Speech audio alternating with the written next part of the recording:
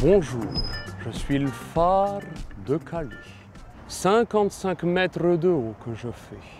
Ça fait quand même 271 marches. Non, non, vous ne rêvez pas. Le phare de Calais a bien une voix, celle de Jean Marmier, guide conférencier. Histoire, anecdote, le jeune homme incarne ce monument datant de 1948. Je fais une lumière blanche toutes les 15 secondes. Et c'est comme ça que la nuit, les marins, ils savent que je suis le phare de Calais. Le phare, c'est un petit vieux qui roule les airs, il est isolé, il est sur sa petite butte, il est tranquille, il fait son travail. Mais il y a des monuments qui sont beaucoup plus énervés parce qu'il leur arrive au quotidien des choses un peu moins sympathiques. Comme la tour du Guet, située quelques mètres plus loin sur la place principale depuis le Moyen-Âge. Ça fait 800 ans que je suis ici.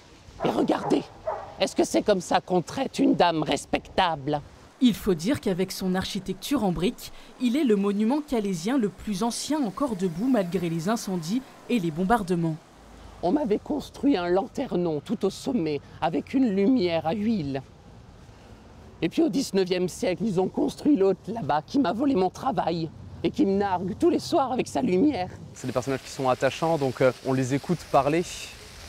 Et les gens ont vraiment de l'attention, il y a des blagues, il y a un jeu qui se met en place et je pense que oui, ça retient l'attention.